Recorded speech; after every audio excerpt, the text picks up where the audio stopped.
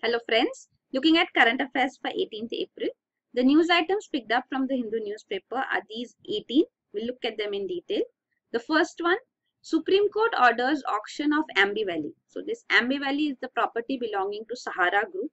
So Supreme Court has ordered that this should be sold by auction now because Sahara has not been able to pay the amount which it has to pay to in the Sahara SEBI refund account. So this 5,000 crore was to be deposited, but it has not been done. Why it had to be deposited? Because there's a whole history regarding this. So in 2010, actually, Sahara was restrained by SEBI. So this was the case of funds which Sahara had raised through OFCD, optionally fully convertible debentures. So these are convertible, means these debentures can be converted to shares. So this was restrained. So SEBI ordered this, but Sahara got a stay order on SEBI from Allahabad High Court. Later Allahabad High Court vacated this order. Then SEBI, it went to appellate tribunal for security. So SAT also then upheld SEBI order. So then it approached the Supreme Court. Sahara went to Supreme Court and it said that SEBI had no jurisdiction in restraining it from issuing optionally fully convertible debentures. So this now the case before the Supreme Court also upheld SEBI order, the SAT order, and now the court has asked Sahara to furnish the details of its assets and reserves so that the money can be returned to the investors who had invested. So this it has not been able to do for so long. So this is the reason why Sahara has been missing deadlines, and now finally Supreme Court had been threatening that this Ambi Valley, a prime property which belongs to Sahara Group, would be put on auction if it does not pay the amount in the fund. So that is why now for the investors. So now this is being auctioned. So this is the news presently. So you can see he had already encashed fixed deposits and bonds, sold 4 of his properties, Sahara Group Chair Subrata Roy, and this he had paid for the bail amount. So this was the highest ever bail amount which he had to pay. So this was done. He is out on parole presently, Subrata Roy. So this is regarding this optionally fully convertible debentures. So it's a debenture which can be converted into shares at the expiry of a certain period. Price is predetermined and it is if the investor of course wishes to convert it into shares. So this is the whole case regarding. So this is the news. Now Ambi Valley property, its value will be evaluated, what is the property is worth, and then auctioning would take place. So Supreme Court has ordered this and it has said that it is mandating this, that the directions would be complied with is what is expected by the Supreme Court, because under Article 144, civil and judicial authorities have to act in aid of the Supreme Court. So Supreme Court order has to be implemented. So this has been initiated. So this is regarding that. So a debenture is basically a debt instrument which is issued, means capital is accumulated, investors invest in it, and there is no collateral, though no assurance against that. So based on the company's portfolio, company's worth, credit worthiness as it is said, debentures are issued and money is collected from investors.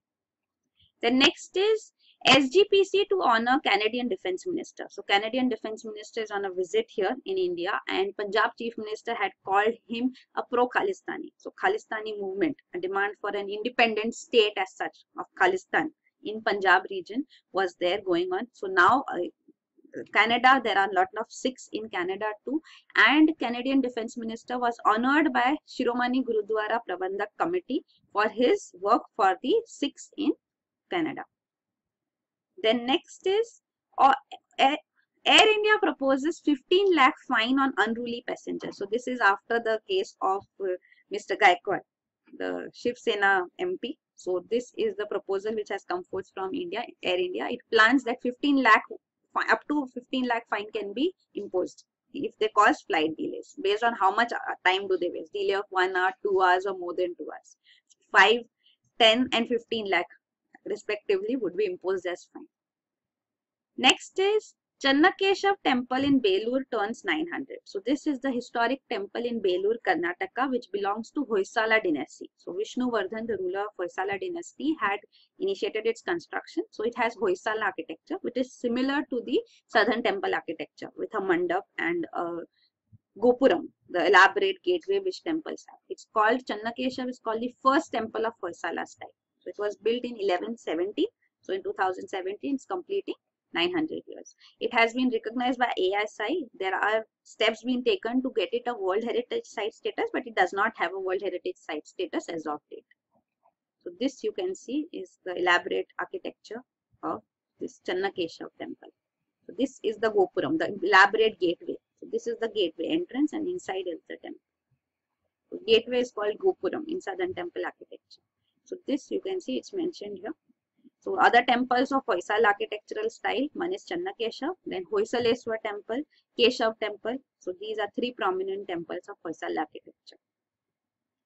Then next is not a front for Maoists, says Niyamgiri Samiti. So we have already discussed this yesterday and I stated that how Niyamgiri Suraksha Samiti had worked for bringing together the tribals here. So tribals communities here were Dongriya Kond and Kutiya Kond. So these were the tribal communities in Niyamgiri Hills here in Orissa.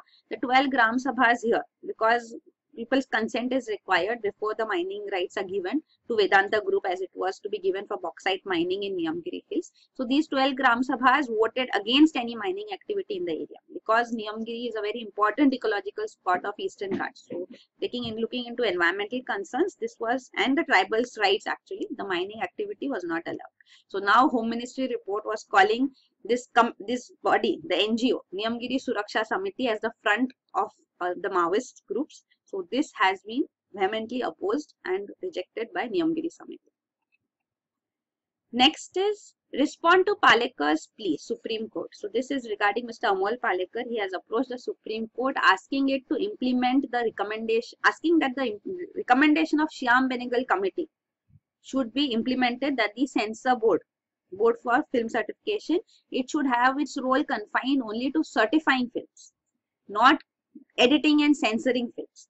So that is the recommendation which is asking to be implemented, and Supreme Court has asked the government and the censor board to respond on this plea. So pre-censorship of films, he says, is irrelevant in the internet era because everything is out. In earlier Supreme Court had actually ordered in 1970 that censorship should be there in films because cinema was the most influential media of mass communication. But this is no longer the case. So Supreme Court will also review its order, is what is expected by the petitioner. The next is court wraps states on massive police vacancies. So this is regarding the case in which Supreme Court has sought response from the Home Secretaries of 6 states as such. And this is a case going on since 2013. And there are a huge number of vacancies. You can see UP has 1.51 lakh vacancies. So this is the status of police forces. So West Bengal 37,000, Karnataka, see these are the states. So to fill these vacancies, what steps are being taken have been questioned. Tamil Nadu said that we have given advertisements for filling up the vacancies. The Supreme Court is asking, what have you done since 2013? Only advertised. What are the further steps you have taken? So this is being questioned now. So this case is before the Supreme Court because of a 2013 petition which claimed that law and order situation in the country was deteriorating due to large number of vacancies in police services at all levels across the states. So this is a case before the Supreme Court. The next is plastic bullets to replace pellets in Jammu and Kashmir. So pellet guns is the issue in rubber pellets which are there in Jammu and Kashmir. So now plastic bullets will replace them. They will be less lethal. So we have seen about eye injuries during the protests. And also to protect the security forces from stone throwers, enhanced use of bunkers would also be done for the security forces. Then next is US NSA arrives for high-level Trump outreach. So this is National Security Advisor of USA President Donald Trump. So this Trump administration official, McMaster, has arrived in India. So he has visited Pakistan and Afghanistan. So he is on his visit now next to India. So here it is expected that he will discuss the security operations in Afghanistan, India's role in Afghanistan, and also about the India-Pakistan impasse. As we had seen that President Donald Trump had said that he would like to actively intervene in resolving the dispute between India and Pakistan. Of course, India does not want any such matter. In Afghanistan too, because Afghanistan also has concerns because of terrorism emanating from Pakistan, which affects Afghanistan too. So Afghanistan claims Pakistan gives them safe haven to these terrorists. So even there, this issue was raised, and the National Security Advisor of USA, he said that he would put pressure on Pakistan that they should not support these Haqqani group and Taliban give up supporting the terrorist organizations who are committing atrocities, violence in Afghanistan. Then next is Government Coal India to aid thalassemia patients. So this is the Union Health Ministry now initiating a project to provide treatment to children suffering from thalassemia. So what is thalassemia? You should know. So this is an initiative taken which will be funded through the Coal India, the public sector undertaking. So this is thalassemia. It's an inherited, it's a genetic disorder. So it's a blood disorder. It is characterized by low hemoglobin. So hemoglobin is the iron-rich protein present in the red blood cells. So low hemoglobin is the issue here. So this thalassemia treatment would be done through funding from Coal India. Next is larger bench on anti-defection case. So this is regarding a Supreme Court order which has actually already been there. So this is the case Vishwanathan judgment of 1996. So in this case, the Supreme Court had held that even if a member is thrown out or expelled from his political party, he would not cease to be a member of political party. So it means what? That if you are a member of political party, there is something called anti-defection law. So this is mentioned under the 10th schedule of the Constitution. So it was inserted as such. So this 10th schedule actually calls for defections. So defection means when you have been elected from a particular political party and you do not follow the party whip, or you do not follow the instructions, or you come out of the political party. So there are all these rules and regulations under anti-defection law that when you defect, means you go against the political party on whose ticket you have been elected. So then if your defection is proved, then you lose your seat. So this is the anti-defection law. So this is the case of 1996 in which the Supreme Court held that if the party member is expelled, because of some case, if the party expels the member, then the member still remains associated with the political party. So this actually then results in later the whip can be issued and he may be called that he is defecting. It may be called, because if he is expelled, he may join another political party too. And then the defection law can apply on him and he would lose his seat, he or she. So this issue is being asked to be looked into, because this recent case was of Mr. Amar Singh and Jaya Prada. So these Samajwadi party leaders, they were expelled from the political party and they joined other parties. Actually, this case is no longer applicable because they completed their tenure in parliament too. So the issue the Supreme Court had also said is infructuous. Now it does not have any standing only.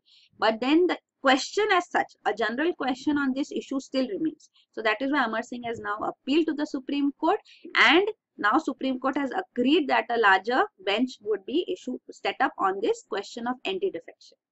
So this is the whole issue. So let's see the Supreme Court if it looks into the matter. So this is question of status of an expelled legislator with respect to the 10th schedule. So we'll hear more on the case when Supreme Court gives its rulings. These are the 12 schedules. You should know about the schedules to the Constitution. So 8 were the original ones. 9, 10th, 11th and 12th were added later.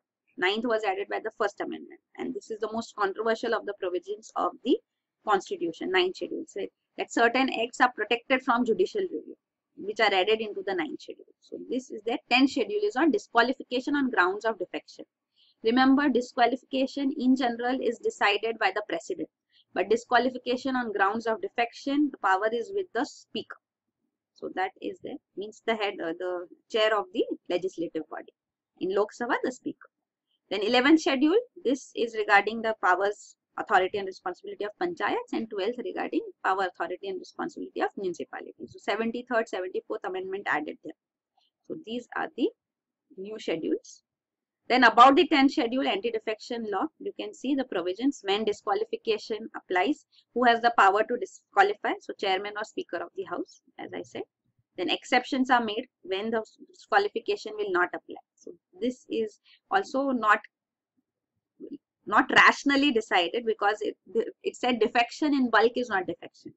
So if the members merge in large number, so this exception shall operate if not less than 2/3 of the members have agreed to merge. So if not less than 2/3, if 2/3 members are merging, then it is not defection. So a majority 2/3 is leaving the party. So then defection would not apply. So these are the provisions as such. So you can see defection, disqualification under this. If voluntarily gives up his membership, votes or does not vote in the legislature contrary to the directions of his political party. If member has taken prior permission and condoned, means is voting against and permission has been taken, then it's allowed. Otherwise, you have to vote as according to the party will in the houses. Then with respect to independent members and nominated members, the provisions are different. This also has no rationale and logic. Independent candidate, he will defect.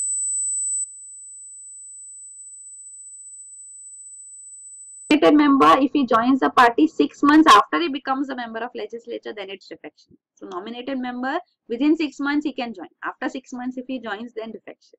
An independent candidate, it's defection if he joins a political party. So these are the disqualification rules as such. Then next is narrow win for yes camp in Turkish referendum. So Turkish referendum we spoke of yesterday too. This was regarding president being given more powers. The results are out. The yes camp won. That is 51.41 have decided to give more powers to the president. So this will take place. Other important points with respect to Turkey you should know is Turkey is a member of NATO, North Atlantic Treaty Organization, since 1952. And it wants to be a member of EU. Since half a century it has been trying, but it has not yet achieved the membership of EU. So even now Mr. Erdogan, president of Turkey, is saying that he could hold a referendum on EU membership bid also. He says he could hold a referendum even on capital punishment. So capital punishment means death sentence. So this is the case here in Turkey now. So these are the NATO members, you can see Canada, USA, and the European countries here. Turkey is also a member. The next is wholesale inflation decelerates to 5.7%. So this is regarding the wholesale price index based inflation. So this has decelerated. So this data keeps on coming every month, changes would come. But then what we need to know is the static part behind this. So first understanding what is inflation. So inflation we understand increase in prices, but it is general and sustained increase in overall prices, not a particular commodities price increasing, but overall in the economy, goods and services prices, overall price levels are increasing on a general and sustained basis. Then it is inflation. Then what is inflation calculated with? Measure of inflation is through WPI and CPI, wholesale price index and consumer price index. So WPI inflation in India, it is published by Office of Economic Advisor under Ministry of Commerce and Industry, and it is updated on a weekly basis. And the number of products in the commodities in the wholesale price index basket is 676. Number of items are there whose prices are monitored, and then this WPI index is calculated. Base year is 2004-05. Means this is the standard year used, and the change is reflected based on this. Then CPI, consumer price index, this is looking at wholesale prices, and this is looking at retail consumer prices, what consumers have to pay. So there are 6 such indices now for CPI: industrial workers, agricultural laborers, rural laborers, and these 3 new have been added, actually replacing the 4th one which was there. So this 4th CPI was urban non-manual employees. So this CPI has been scrapped now. This is discontinued and it has been replaced by these 3. So CPI urban, rural and combined. So these are published by Central Statistical Organization. And other 3 CPIs, industrial workers, agricultural laborers, so rural laborers, this is published by Department of Labor. For CPI, the base year is 2012. And this is monitored and updated on a monthly basis. So CPI on monthly basis, WPI on weekly basis. And for calculating inflation, because we see now inflation has become the major factor based on which even Monetary Policy Committee is working, that inflation should remain at 4% plus minus 2% band. So this is the inflation targeting which we are doing now. So for inflation targeting, what should be the measure of inflation which should be used? It is CPI combined. So this is one point which you should remember. So this was based on the recommendation of Urjit Patel committee which was appointed. Now Mr. Urjit Patel is the RBI governor. So this is CPI, you can see the weightage given to various commodities, manufactured commodities, fuel and power and primary articles. And this is CPI index. So that is it. The next is cyber response unit to be set up, says RBI. So the subcommittee of Financial Stability and Development Council had a meeting in which it decided that CERT-FIN, means Computer Emergency Response Team for financial sector, has to be set up. So this has been decided now because presently we are seeing that the cyber attacks on banking system, financial system are growing. So that is why the need for this body has been felt now. Already RBI has this IT specialized cell, that is CSIT, So this is looking into it, but now CERT-FIN will be established too. What is important, it was a meeting of a subcommittee of Financial Stability and Development Council. So you should know about this body too. It was established in 2010 in India. So post the global financial crisis, that financial stability became important, and it's called a super regulatory body. It was recommended by Raghuram Rajan committee in 2008. So this was the former RBI governor, Mr. Raghuram Rajan. So this is an autonomous body, FSDC, dealing with macroprudential and financial regularities in the entire financial sector in India. It's not a statutory body. Chairperson of FSDC is the Union Finance Minister, and members are all these regulatory bodies. RBI, even SEBI, IRDA, PFRDA are members here. Chairmen of these are members here. Even Secretary of Department of Economic Affairs under Ministry of Finance is also here as the secretary. Then next is government looks to sell stake in 7 PSUs. So now government is deciding, has proposed that it would be selling its minority stake in these 7 PSUs, including blue chips. So blue chip is a nationally recognized, well-established and financially sound company. So these are good companies, PSUs, IOC, Indian Oil Corporation, SAIL and NTPC. So here also minority stake of the government would be sold off. So this is disinvestment taking place. So this is regarding that. Then next is ultralight device can be charged with movement. So this scientists have developed a lightweight paper-based device. So this can harvest energy from body movements, and sensors, watches which require very little power can be charged with it. So these devices are called triboelectric nanogenerators, TENGs. So they can harness the mechanical energy all around us from our footsteps as such and power portable electronics. So this is an important development, but earlier what was there is that the devices took several hours to have small electronics charged to. But now the latest development which has taken place, this is resulting in few minutes of pressing and releasing, resulting in charging the device to 1 minute. So this has been achieved now. So this TENG actually is important. You should know at least about this. What does this mean? Triboelectric nanogenerators. Then next is Indian firm's Zika virus vaccine 100% efficient in animal trials. So this is Hyderabad based firm Bharat Biotech. So it has developed a Zika virus vaccine. It's a killed Zika virus vaccine. Killed means it contains the Zika virus that has been grown in culture and then killed using physical or chemical processes. So this is being used, it has been developed using an African strain of the Zika virus, and on its animal studies, it has shown 100% efficacy against mortality and the disease. So this is the latest development now on Zika virus. We have already discussed this in detail. You should know it is mosquito-borne virus. Aedes aegypti mosquito is responsible for its spread, which also spreads dengue, chikungunya. So this Zika virus outbreak recently took place in Brazil, where it has resulted in various forms of diseases also coming forth, microcephaly being very prominent. So also a complete category of diseases called Zika virus induced diseases are being looked into now, because the children born to mothers who have been infected due to Zika virus are seeing many birth related defects, and also as they are growing up, these defects are coming forth. So a vaccination for this is of course very important. Then the last news item is a cry for help that still remains unanswered. So this is regarding the mental disorders. So this has been prominently been picked up. World Health Organization is also emphasizing on this. India has also already passed its mental health care bill now. So this is regarding that. So this was actually a survey being done in India under World Health Organization's Mental Health Survey. So it was conducted by AIMS, and in this survey it has come forth that the common mental disorders do exist amongst 5.52% of the sample size population which was surveyed. And what was very prominent was the treatment gap, that 95% did not avail treatment in the last 1 year. Only 5 out of 100 individuals with common mental disorders received any treatment over the past year. So this has come out in the survey. So that is it. Thank you.